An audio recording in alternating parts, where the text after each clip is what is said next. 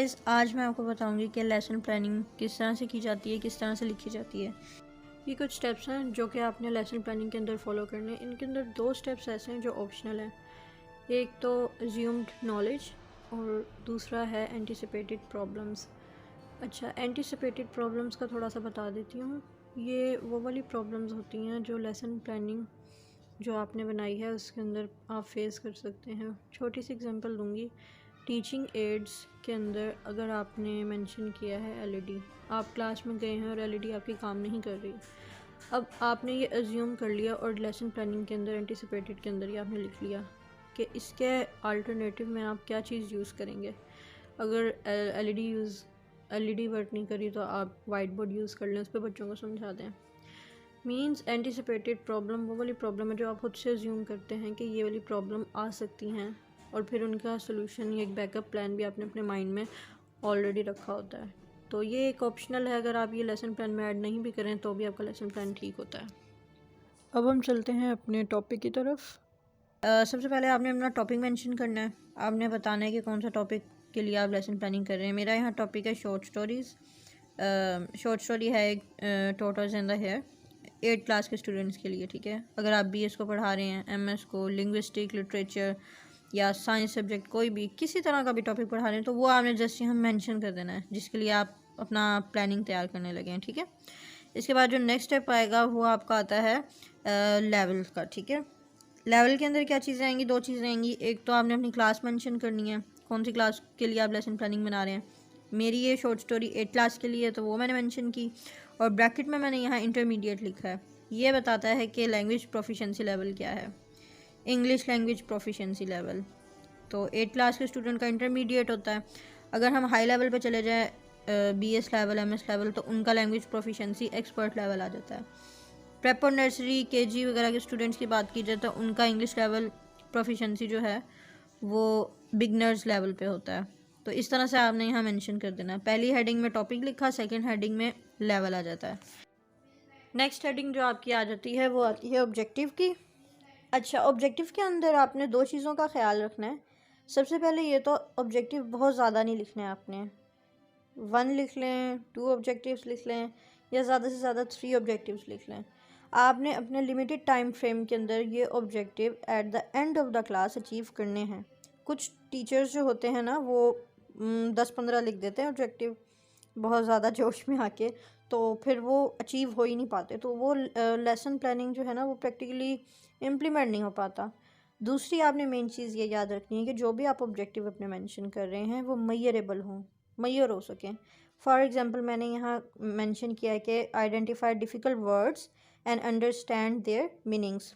अब अगर मैं कोई टेस्ट लेती हूँ, एमसीक्यूज़ वगैरह, मैच द कॉलम, तो मैं उसे ग्रेड कर सकती हूँ ना कि 10%, 20% या इतने परसेंट बच्चों को समझ आ गई है। लेकिन अगर मैं कोई इस तरह का ऑब्जेक्टिव लिख दूँ यहाँ कि भाई स्टूडेंट्स का एटीट्यूड या इस तरह की चीज़ें मैयर, तो वो तो मैं मैयर नहीं कर सकती ना। तो आपने ऑब्जेक्टिव में ख्याल रखना कि एक तो मैयरेबल हो ऑब्जेक्टिव, दूसरी चीज़ ये कि वो लिमिटेड टाइम में हो। अब यहाँ मैंने 60 मिनट्स मेंशन किए हैं। आप यहाँ 2 घंटे 3 घंटे जितना चाहें आप कर सकते हैं, या आपके लेक्चर पे डिपेंड करता है। टीचिंग एड्स नेक्स्ट हेडिंग है, उसमें आपने इस तरह के टीचिंग एड बताने हैं जो कि अफोर्डेबल हैं। ठीक है, रियल लाइफ में एग्जिस्ट भी करते हैं, आप अफोर्ड कर सकते हैं। मैंने यहाँ पे white board, black board use किए हैं, वर्कशीट मेंशन की है, पिक्चर्स मेंशन किए हैं। आप यहाँ एलईडी वगैरह भी मेंशन कर सकते हैं अगर आप यूनिवर्सिटी लेवल पे हैं, और अगर आपके क्लासरूम में एलईडी अवेलेबल है तो आप ज़रूर मेंशन कीजिए। लेकिन ये भी देखिए कि वो वर्केबल है या नहीं। और फिर आपने ये भी चीज़ें देखनी है कि जो चीज़ें अवेलेबल हैं उन्हीं को ही देखते हुए आपने अपना टीचिंग एड यूज़ करना है। ये नहीं लिखना कि आप यहाँ लिख दें कि कोई मॉडल आप लाने लगे लेकिन आप वो क्लास में लाए ही ना।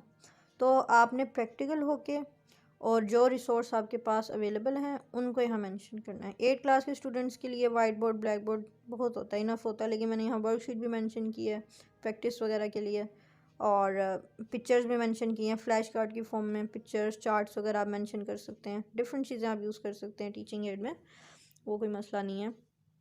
डिफरेंट किस्म के मॉडल्स होते हैं, चार्ट्स हैं, ग्राफ्स हैं और फ्लैश कार्ड्स हैं, सारी चीज़ें लिखी हैं। आगे जो नेक्स्ट हेडिंग है वो अज्यूम नॉलेज ही है। अज्यूम नॉलेज के अंदर आपने ये टीचर के ऊपर होता है, ये अज्यूम नॉलेज टीचर का होता है अपने स्टूडेंट्स के बारे में कि उनको कितना नॉलेज है रेलिवेंट सब्जेक्ट या टॉपिक की। हम 8th क्लास के स्टूडेंट को शॉर्ट स्टोरी पढ़नी आती होगी, टीचर को ये पता होगा कि इंग्लिश के dialogues, passages, short stories 8th class का स्टूडेंट पढ़ सकता है, ठीक है। बस बहुत सारे डिफ़िकल्ट वर्ड होंगे, चलें वो टीचर की ड्यूटी है, वो आगे उसे समझा देगा। तो ये अज्यूम नॉलेज टीचर के मेंटल लेवल पे बेस करता है कि उसे ऑलरेडी पता हो चीज़ों का। नेक्स्ट स्टेप आता है वार्म अप स्टेज। अच्छा, एक चीज़ और, वार्म अप स्टेज को ना प्रेजेंटेशन स्टेज से कभी भी कंफ्यूज नहीं करना। ये फर्स्ट स्टेप नहीं है, ये एक्चुअल स्टेज से एक प्रीवियस स्टेज है। इसमें हम जस्ट स्टूडेंट से ना थोड़ा सा इंट्रोडक्शन देते हैं। फ़र्ज़ करें मैं क्लास को कहूँगी कि क्लास आज हम शॉर्ट स्टोरीज़ पढ़ेंगे और आपने बचपन में सुनी होंगी शॉर्ट स्टोरीज़ वगैरह, और किस किस को कौन सी अच्छी लगती हैं स्टोरीज़, या एनिमल्स पसंद हैं आपको। इस तरह करके आप थोड़ा सा इंट्रोडक्शन दें, थोड़े से क्वेश्चन करें, और सिर्फ 5 मिनट बहुत होते हैं वार्म अप स्टेज के लिए, ठीक है। इसमें बच्चा मेंटली एक्चुअल लेसन के लिए रेडी हो जाता है। तो वार्म अप स्टेज के अंदर ये सारी चीज़ें मैंने यहाँ मेंशन भी की हैं कि do you like animal, did you ever hear stories from your parents during childhood. और ये जो स्टेज है इसको मर्ज मत कीजिएगा प्रेजेंटेशन स्टेज से, ये नंबर 1 स्टेज नहीं है, ये जस्ट प्रीवियस स्टेज है, एक इनिशियल वार्म अप स्टेज नाम से ही शो हो रहा है, जो कि एक्चुअल लेसन के लिए स्टूडेंट्स को मेंटली प्रिपेयर करता है। अच्छा, इस स्टेज के अंदर आप मुख्तलिफ एक्टिविटीज़ भी डाल सकते हैं, जिस तरह से सिटअप स्टैंड अप बचपन में हमें टीचर करवाते थे ना, हैंड रेस कर लिया, इस तरह करके। अगली स्टेज आती है प्रेजेंटेशन स्टेज। इसके अंदर टीचर ने जो भी एक्सप्लेन करना होता है, डिस्क्राइब करना होता है अपने लेसन को, जो वो पढ़ाना चाहता है, वो सारी चीज़ें इसमें बताएगा। Difficult word meanings white board पे लिखेगा, उनके मीनिंग्स बताएगा स्टूडेंट्स को, और स्टूडेंट को में उर्दू में सारी स्टोरी एक्सप्लेन करके बताएगा, या इंग्लिश में, जो भी उसका वे है। इसमें क्या होता है, सिर्फ टीचर इन्वॉल्व होता है और वो आपका सारा लेसन आपको डिलीवर करता है। और 30 मिनट्स दिए हैं ये, क्योंकि ये स्टेज बड़ी होती है, इसमें सारा समझाना होता है टीचर ने स्टूडेंट को, तो आप इसमें टाइम थोड़ा सा ज़्यादा रख लें। अगर आप डिपेंड करता है मेरा, क्योंकि 1 घंटा तो उस हिसाब से मैंने डिवीजन की हुई है टाइमिंग की। अगली स्टेज प्रैक्टिकल स्टेज आता है, प्रैक्टिस स्टेज आ जाती है। इस स्टेज के अंदर स्टूडेंट और टीचर दोनों इन्वॉल्व होते हैं। 15 मिनट्स का टाइम ड्यूरेशन रखा है। इसके अंदर जो मैंने अपने टीचिंग एड में वर्कशीट मेंशन की थी, तो वो वर्कशीट मैं यहाँ स्टूडेंट्स को दूंगी और वो प्रैक्टिस करेंगे डिफ़िकल्ट वर्ड मीनिंग की।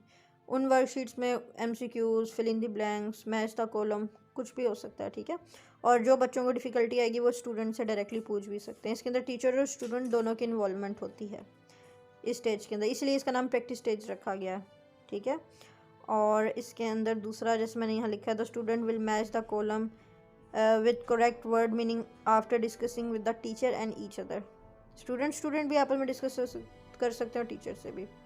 नेक्स्ट स्टेज आ जाती है, लास्ट स्टेज प्रोडक्शन स्टेज है।